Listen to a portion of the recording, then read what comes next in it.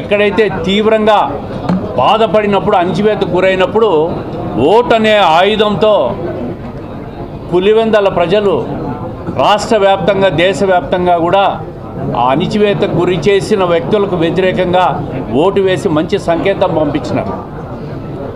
చంద్రబాబు నాయుడు గారు కూటమి పార్టీల సహకారంతో 14 నెలల కాలంలో ఇచ్చిన సుపరిపాలనకు ఈ విజయం ఒక పెద్ద నిదర్శనం అని చెప్తా ఉంటా.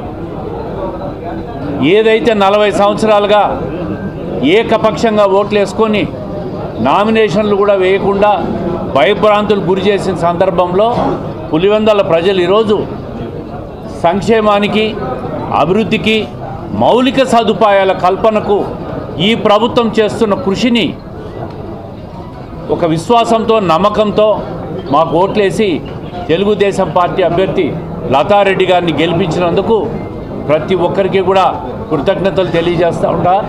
అదేవిధంగా జగన్మోహన్ రెడ్డి గారు మాట్లాడుతున్నారు, మాకు 80% 90% మద్దతు ఉంది మా పులివెందల్లో.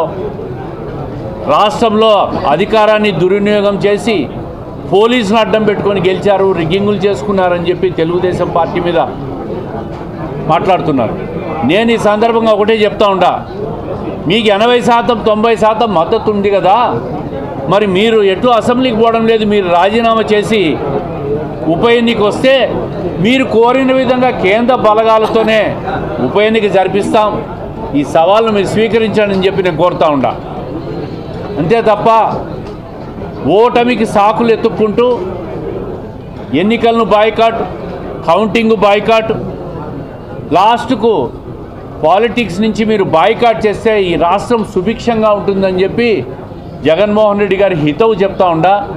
ఏది ఏమైనా లతారెడ్డి గారికి ఈ గెలుపు శుభాకాంక్షలు తెలియజేసుకుంటూ, ఈ గెలుపుకు సహకరించిన తెలుగుదేశం పార్టీ ప్రతి కార్యకర్తలకు జిల్లా వ్యాప్తంగా అందరూ కూడా ప్రచారంలో పాల్గొన్నారు. కూటమి పార్టీలైన జనసేన కానీ, బీజేపీ కానీ ప్రతి ఒక్కరికి కూడా తెలుగుదేశం పార్టీ తరఫున శుభాకాంక్షలు తెలియజేసుకుంటున్నా, ధన్యవాదాలు తెలియజేసుకుంటున్నా. జై తెలుగుదేశం. నా విజయానికి ముఖ్య కారణం నా కూటమి నాయకులకు, నా వెంట నడిచిన నా కార్యకర్తలకు, నా కుటుంబ సభ్యులకు ధన్యవాదములు. అలాగే మేము ప్రజల్లోకి క్యాన్వాస్కి వెళ్తూ ఉంటే ప్రజలు చాలా అభిమానంతో, మమ్మల్ని చాలా ఆదరాభిమానాలతో ముందుకు నడిపిస్తున్నారు.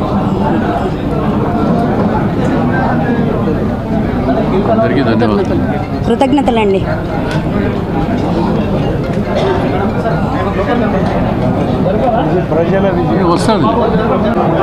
ఈరోజు ఈ ఎలక్షన్ జరగడం ఒక రకంగా ఆంధ్రప్రదేశ్ రాష్ట్ర ప్రజలకు ఒక మెసేజ్ లాంటిది. ఎందుకనంటే ఈ మధ్యకాలంలోనే రఫా డైలాగ్ అనేది చాలా బాగా వినిపించింది. నరుకుతాం, ఇంకా చేస్తామని అంటే ప్రజలు బుద్ధి చెప్పిన తర్వాత కూడా రఫా నరకాలన్న ఆలోచనతో వైసీపీ ప్రభుత్వం ఉందని చెప్పేసి వాళ్ళ నాయకుడే డైరెక్ట్గా చెప్పడం జరిగింది. కానీ రఫా అనేది చాలా రకాలుగా చేయొచ్చు. రఫాగా ఇండస్ట్రీస్ తీసుకురావచ్చు, రఫాగా ఉద్యోగాలు ఇప్పించచ్చు, రఫాగా డెవలప్మెంట్ చేయొచ్చు అని కూటమి ప్రభుత్వం చూపించింది. అదేవిధంగా పులివెందల ప్రజలు కూడా రఫాగా తెలుగుదేశంకి ఓట్లేసి రఫాగా గెలిపించారని చెప్పేసి మీ అందరికీ తెలియజేసుకుంటున్నాను. ఎక్కడ మంచితనంగా రఫా వాడాలో మళ్ళొక్కసారి మీరు గుర్తు చేసుకోవాలి. తెలుగుదేశం ప్రభుత్వం, కూటమి ప్రభుత్వం మీద పూర్తి నమ్మకం ప్రజలకు ఉంది. దానికి నిదర్శనం ఈరోజు గెలుపు. ఆ గెలుపుని మున్ముందు కాలంలో, ఇంతకుముందు ఒక పత్రికా సోదరులు మమ్మల్ని అడిగారు, పులివెందల ఫార్ములా కుప్పం ఫార్ములాని ఇక్కడ మీరు ఇంప్లిమెంట్ చేశారా వాళ్ళు చేసినట్లని. కుప్పం ఫార్ములాని వాళ్ళలాగా ఇంప్లిమెంట్ చేయలేదు.